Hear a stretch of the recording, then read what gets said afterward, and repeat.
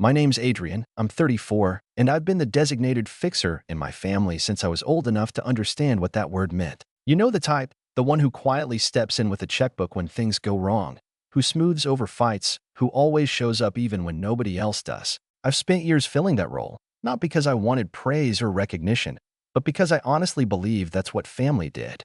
You supported each other, even when it wasn't convenient. Especially then. That belief stuck with me, even after years of being the afterthought, the plus one, in every family photo squeezed in on the edge, half cropped out, while my younger sister Emily stood dead center, flanked by mom and dad like she was the sun we all revolved around. Emily's the golden child. Always has been. Ever since she was little, the family narrative orbited around her milestones, her ballet recitals, her grades, her college acceptances, her relationships. When she got engaged to Jordan, a guy from an old money family with a last name that carried weight in their social circles, it was like a coronation. Suddenly, everything became about impressing his side. My mom was over the moon. She talked about connections, about how this wedding would be a statement, about how we needed to show that our family could keep up. I mostly stayed quiet, nodding when asked, helping where I could.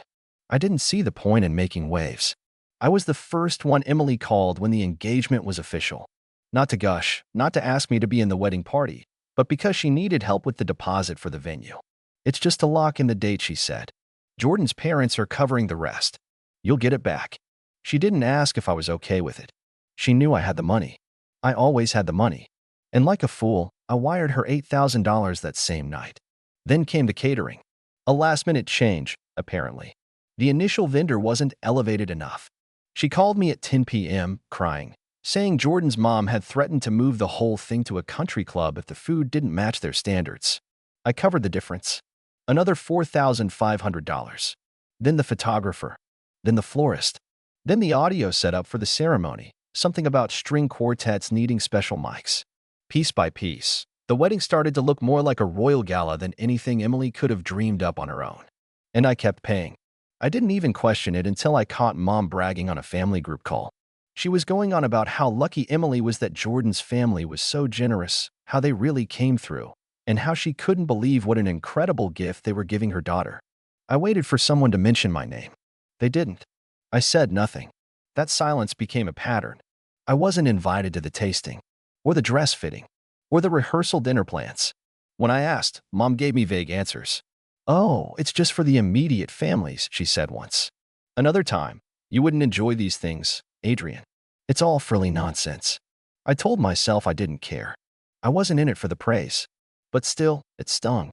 Then, 2 weeks before the wedding, I got a text. Not a call. Not a conversation. Just a flat, clinical message from my mom. "You're not coming to the wedding. Emily's in-laws think it's best if you sit this one out. No hard feelings." I stared at my phone for a full minute before it registered. I thought it was a joke. Some weird, tone-deaf way of saying I didn't need to wear a suit or something. But no. I called her. Straight to voicemail. I called Emily. Same. I texted both of them. Nothing. 3 hours later, I got a follow-up from Mom. "Please respect their wishes. It's not personal. Not personal." I sat in the dark for a while after that, phone still in hand, thinking about every dollar I'd sent, every event I'd been excluded from, every time I'd swallowed that little voice in my head whispering that something wasn't right. I remembered the first time Emily borrowed money from me. She was 20 and late on rent. I didn't even blink. Or the time our dad needed a new water heater and I paid for it because the check from his seasonal job hadn't come in yet. I thought about all the birthdays I spent alone because they were busy or traveling or just forgot. And I remembered the voicemail from my aunt last year, the one where she said, "You really hold this family together, you know that?" Funny. I wasn't even good enough for the background of a photo now. I replied to the text, "Copy that." That's all I said. No argument. No guilt. No begging for inclusion. Just quiet agreement. And then I went on my laptop. The first thing I did was call the venue. The reservation was in my name. I'd been the one to sign the contract and make the deposit. I asked them what would happen if I canceled. They were polite, if a bit confused. "You're well within the window," they said. "There'd be a partial refund, but the date would be released immediately." I canceled it. Next, the caterer. Same situation. They had my card on file, my signature. I asked for the cancellation terms. I got a partial refund there too. Photographer? Gone. DJ? Done. Florist? They were actually relieved. Apparently, Emily had been tweaking the arrangements every other day, and they were starting to lose patience.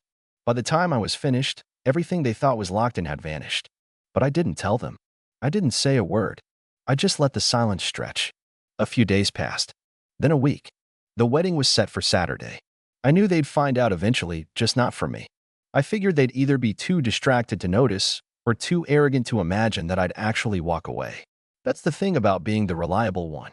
People assume you'll keep showing up no matter how many times they shut the door in your face. The silence was almost peaceful until the day of the wedding. That morning, I went for a walk. Left my phone behind. No news. No social media. Just the sound of leaves crunching under my feet and the distant hum of traffic. I took my time getting back. I wanted the distance. I wanted the space between me and whatever chaos was unraveling. Because I knew that somewhere, right about now, guests were arriving to a locked venue with no chairs, no food, no music, no flowers. I imagined Jordan's mother pacing, Emily crying, my mom trying to reach me, her voice tight with rage and desperation. When I finally got home, my phone was vibrating off the counter. 67 missed calls. 43 texts. 6 voicemails. The top message was from my mom. Adrian, what did you do? People are showing up and nothing is here. The venue is locked. There's no food. No one is answering. Call me. Below that, Emily texted, this isn't funny. Fix this. Then Jordan, my parents are livid. You better hope I don't see you today. I didn't respond to any of them. I just sat down on the edge of my bed, staring at the flurry of notifications like they were written in a different language. All that urgency, all that sudden concern. Where had that energy been when I was politely being told I wasn't welcome at my own sister's wedding? The first voicemail was my mom again, panicked. She sounded like she was pacing while leaving it. Adrian, I don't know what you think you're doing, but this is not okay. People flew in for this. Do you understand how bad this looks? We need you to call the venue. Now. The second was Emily, her voice trembling with barely contained fury. I cannot believe you would do this to me. After everything I've done for you? You're ruining the most important day of my life. This is disgusting, Adrian. I almost laughed. Everything she's done for me? My thumb hovered over the next voicemail but didn't press play. I had a feeling it would be the same guilt, outrage, attempts to twist the situation around like I was the villain for not quietly funding the entire fantasy and then vanishing like a good little ATM. But I wasn't angry anymore. That was the strange part. For the first time in years, I felt light, calm. Like a weight had finally been set down after years of carrying it around on my back. This wasn't about money. Not really. It was about being treated like a human being, with boundaries, with feelings, with value beyond my bank account. I made myself a cup of coffee and took it out to the small balcony of my apartment. The sun was high, the air sharp and clear. I could hear distant traffic, the quiet bustle of a Saturday that, for most people, was just another day. For me, it felt like a reset. At noon, the calls started up again. The guest list must have reached the venue by then, and the full scope of the disaster had finally landed. A few people I hadn't spoken to in years messaged me, mostly cousins and extended family. Some asked what was going on. Others demanded explanations. One or two even accused me of ruining Emily's life. But then came a message from my Aunt Carla, my dad's sister, one of the few people who'd always treated me with kindness. Her message just said, I heard what happened. I'm so sorry they treated you that way. If you need anything, I'm here. That was the only one I answered. By late afternoon, things were unraveling publicly. Photos started surfacing online. Guests in suits and cocktail dresses standing outside a locked venue. Someone had snapped a shot of the closed for private event, sign still taped to the gate, untouched. Another had taken a video of Jordan arguing with what looked like a parking attendant. There was no food truck, no decorations, no music, just confusion and growing frustration. A friend from high school I hadn't spoken to in ages messaged me a link to a Facebook post from one of Jordan's relatives. It was a long, angry rant about entitled families, about how some people clearly can't handle hosting a real wedding, and how certain people had sabotaged a beautiful day because they couldn't stand not being the center of attention. I didn't even bother replying. Let them build whatever story they needed to feel righteous. But then, around 5:12 p.m., my phone rang again. This time, I answered. It was Mom. Adrian, she said, her voice thin and hoarse. We need to talk. There was no warmth in her tone. Just urgency, maybe even desperation. I stayed quiet. We're at the hotel now, she continued. Emily is hysterical. Jordan's parents are furious. This is, this is a disaster. You can't just vanish and leave us like this. Why would you do something so cruel? I exhaled slowly, gripping the phone tighter than I needed to. You said I wasn't invited, I said calmly. I respected that. That's not what I meant, she snapped. You knew this wasn't personal. It was personal to me. There was a pause. A long one. I could hear muffled voices in the background, maybe Emily shouting, maybe someone crying. Then Mom said, you didn't have to destroy everything. I didn't destroy anything, I replied. I just stopped paying for it. Another silence. Then, almost in a whisper, Adrian, they think you did this to punish her. I let that hang in the air for a moment. No, I said. This was me finally choosing myself. She started to respond, but I cut her off. Mom, I didn't say anything when you left me out of everything. Not the tasting. Not the rehearsal dinner. Not even a seat at the wedding. I gave money. I gave time. I gave support. And in return, I got a text telling me I was an inconvenience to be removed. That wasn't me. You signed your name to it. She fell quiet again. You don't get to decide when I matter and when I don't, I said. You don't get to use me like a resource and then toss me out like clutter. I'm your mother, she said softly. And I'm your son, I replied. Funny how that only seems to matter when I'm footing the bill. Her voice broke a little after that. Adrian, what are we supposed to do now? I didn't answer right away. I just stared out at the city skyline, watching the sun dip behind the buildings, the sky turning that deep gold that always made me feel both small and grounded. Finally, I said, I don't know, Mom, but I won't be your safety net anymore. Then I hung up. I knew that was only the beginning, that there would be fallout, that Jordan's family would escalate, that Emily would scream, that Mom would spiral.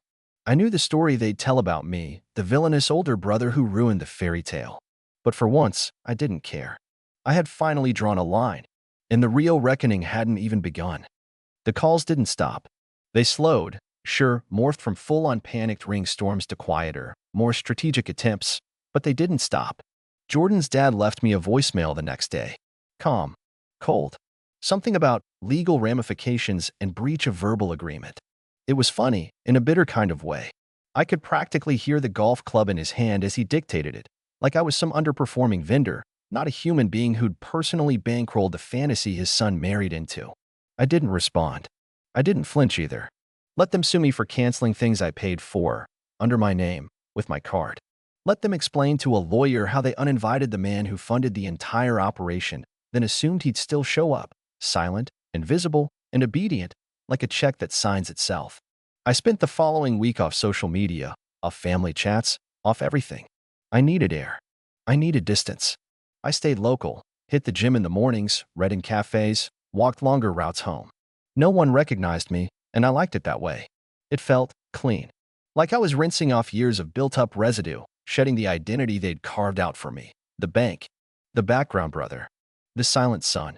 But silence has a shelf life, and on the 6th day after the wedding imploded, that silence shattered. It was evening. I had just sat down with a plate of takeout when my buzzer went off. I wasn't expecting anyone. The building has a camera at the front door, so I flicked on the screen, already half expecting a delivery person who got the wrong apartment. It was Emily. Hair up in a messy bun, makeup smudged, arms crossed tightly against her chest like she was holding herself together with sheer willpower. Her phone was clutched in one hand, screen still lit, as if she'd been rereading something over and over again. I didn't move. She rang again, then a third time. Then she looked up at the camera. Adrian, she said, her voice barely audible through the speaker. I know you're watching. I stayed frozen. I didn't know what I felt, not anger exactly, and not sympathy either. Just a slow, churning mix of confusion, detachment, and something sharp I couldn't quite name. I need to talk to you, she said, her voice cracking slightly. Please. After a moment, I pressed the button. The door clicked open. A few minutes later, she was standing in my hallway, arms still crossed, eyes darting around like she didn't quite recognize the space. I didn't offer her a seat. I didn't offer her water. I just leaned against the wall and waited. She didn't speak right away. Just looked at me. You really did it, she finally said, almost in awe. I said nothing. You actually canceled everything. Yep. You didn't even tell us. You told me I wasn't welcome. Her mouth twitched. I couldn't tell if it was frustration or guilt. That wasn't me. That was Mom. You didn't stop her. She opened her mouth, closed it again. It wasn't like I could. You could have called me. You could have texted. You could have said, Adrian, I want you there. But you didn't.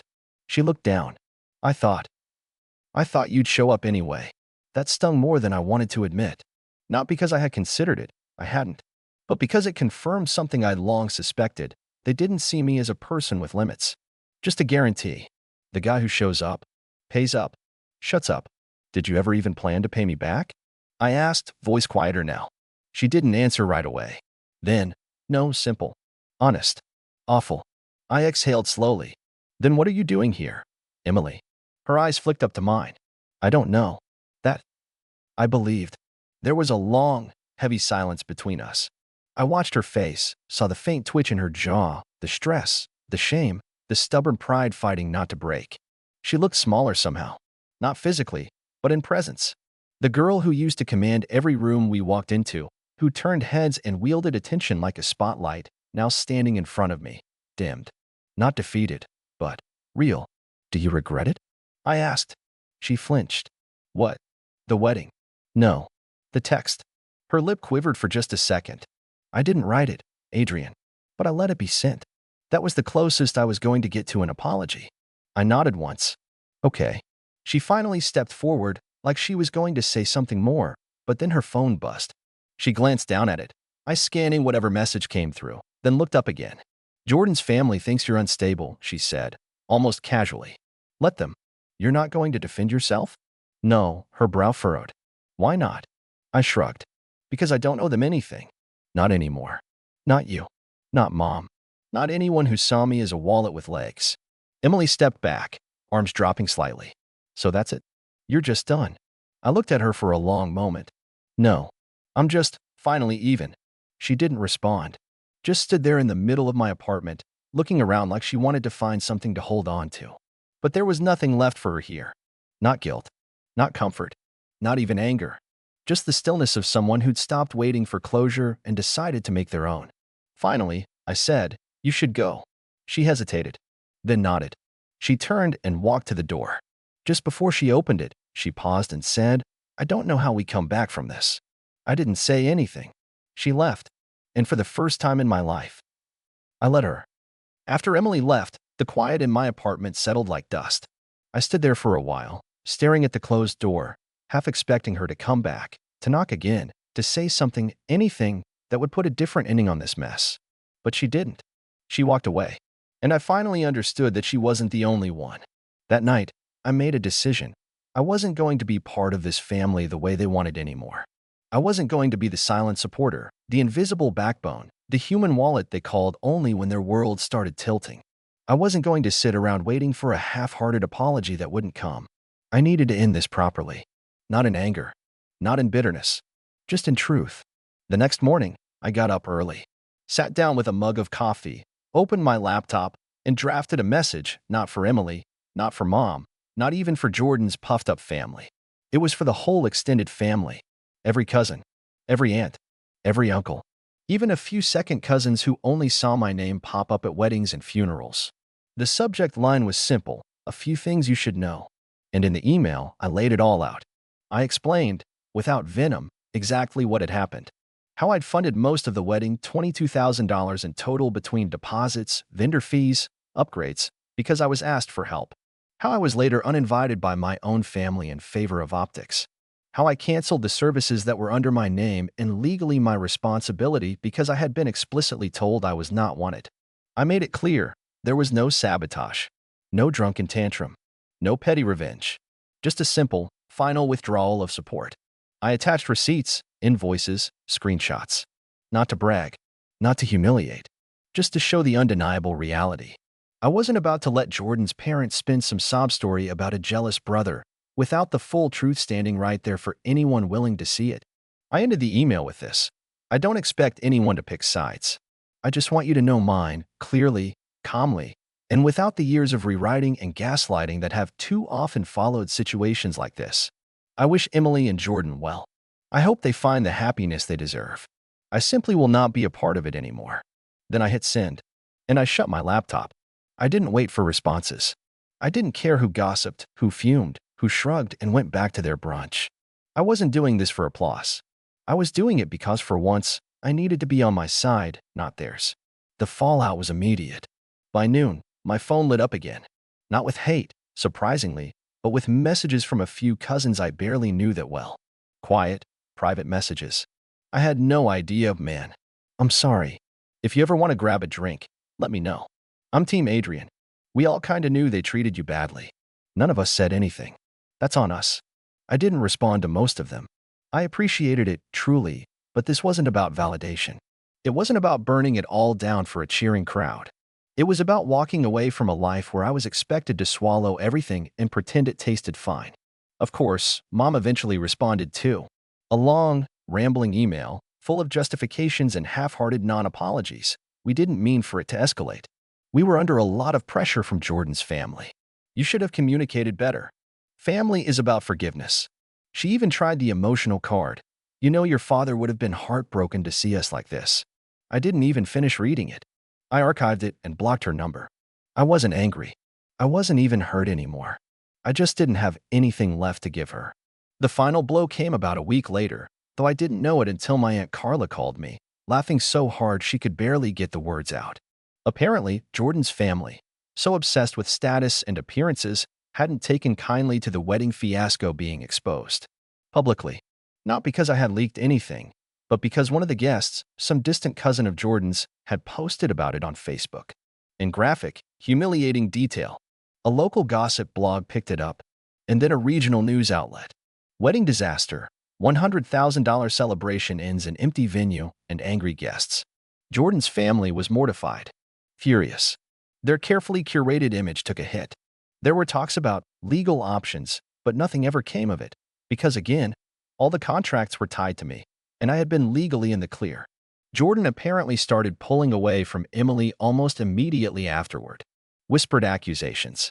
Tension. Resentment. The cracks widened until, 6 months later, they filed for divorce. I didn't celebrate it. Divorce is ugly. It's painful, even when the people involved are selfish and shallow. But in the privacy of my own mind, I acknowledged a truth I couldn't ignore. They had built their marriage on sand, on lies, on entitlement. And when the tide finally came in, they were shocked to find no foundation underneath them. As for me, I moved on. I switched jobs, left the city I grew up in for one where nobody knew me as Emily's brother or the one who always helped. I built a new life. Smaller, quieter, but infinitely more mine. I stopped showing up just because I was expected to. I stopped answering calls that only came when someone needed something. I stopped making excuses for people who wouldn't do the same for me. And I started living. Really living. I traveled. Took up photography.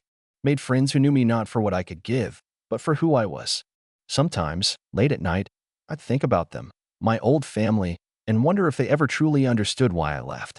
If they sat around holiday tables with a conspicuous empty chair and whispered about how I'd changed. About how cold I'd become. Maybe they did. But more likely, they just replaced me with silence. Families like that are experts at rewriting history. Either way, it didn't matter. I wasn't their ghost to summon anymore. I was free. And this time, it wasn't because they allowed it. It was because I took it. And I never looked back.